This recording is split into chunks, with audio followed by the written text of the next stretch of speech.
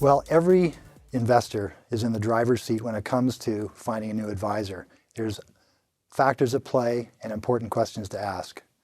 One factor at play is the new client relationship model, or CRM for short.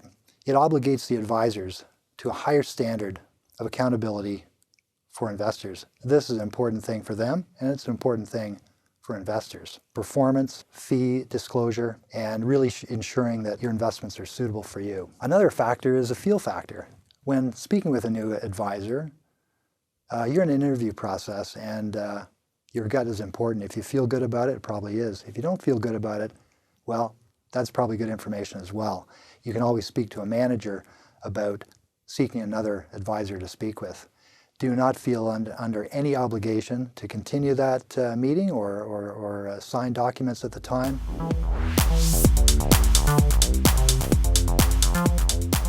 So the questions you can ask are things like, what investments would I have as a senior?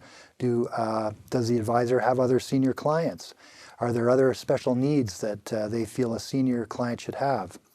Does the advisor have any special education dealing with seniors? Perhaps look at a portfolio of a senior client to see what that looks like. Some other questions are around the experience of the advisor. You can ask how long the advisor's been in the business. That's an important question. That expresses their level of experience and ability to look after your investments. And one question I really like, and I think is super important, and that is value. What value are you going to get in exchange for the fees that you pay? And a really great advisor team will have a great answer to that question and be able to deliver great value for you. The Investment Industry Regulatory Organization of Canada, or IIROC for short, is an organization that regulates investment firms and advisors across Canada. They have a lot of valuable information on their website at www.iiroc.ca.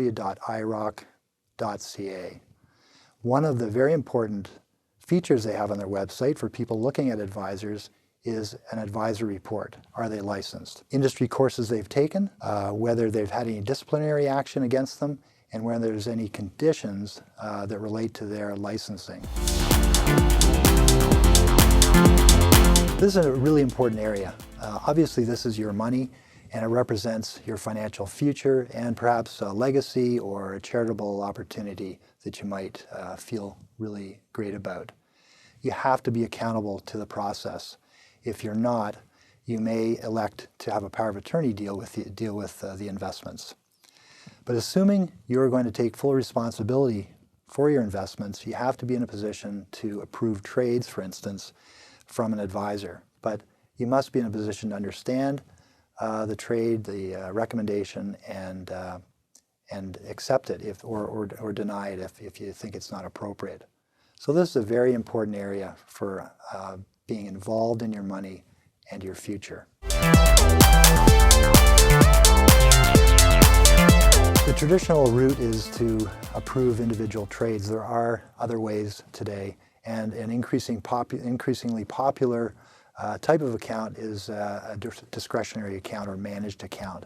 In that process, you set up an original investment policy statement, and that is driven by the advisor. So you don't have to decide every trade. You are involved and engaged in the overall plan, and the advisor executes that.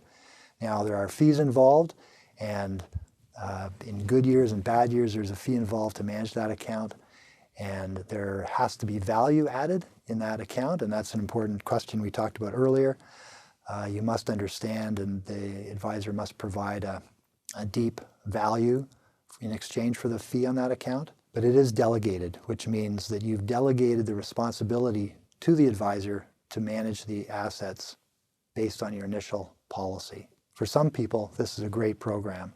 People love the ability to have a professional look after it and know that it's in good hands. Well, I'd say the first thing to do is not to panic. Obviously, that advisor has a lot of knowledge about your background and your plan, but people retire, and it's important to know that in the background, there's a process that happens. The manager's involved, the advisor's involved, and really the best case scenario, there's an assessment done to ensure a best fit with a new advisor. The manager's involved in that, And almost always this goes very well. So there's communication, there's meetings, there's with your approval, the understanding of your account put to the new advisor. So there's a process that makes sense, it goes well, and at the end of the day, the firm really wants to maintain your account, and the manager is always on call if you feel you'd like to talk to that manager about the process. You're under no obligation to deal with that new advisor, but as I say, most times the process is handled really well, and you end up being quite happy with the new advisor. Remember, you are the client and it's your money.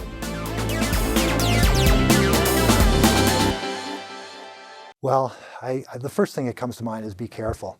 Obviously, it's an emotional decision, but it's also a business decision, really, because it represents part of your financial wealth and the future security. A situation I can recall from when I was in the business is a son starting a new business, came to his mother, knew she had some money, didn't know how much, but thought it was a good idea for the mother to give a gift to each of the children. Now, the mother called me to talk about it, and we had a really good conversation, and I was so happy to be able to guide her to what I think was a good outcome. So the mother did give some money, but not as much as the son had wanted, and it allowed her to have the son enjoy some of the money, but kept her financial situation really solid because she's healthy and she's going to live a long time, and that's a really important thing. An immediate gift, it's not just the gift of the money, it's also the future earnings of that money. And I know this may sound harsh, but if you give too much money away while you're living and you live longer than you thought you would or have medical care requirements, it might be hard to get that money back. It's really important to do the right thing for you. The key message here is your money needs to outlast you. It's your money. We want you to live a long time and enjoy it.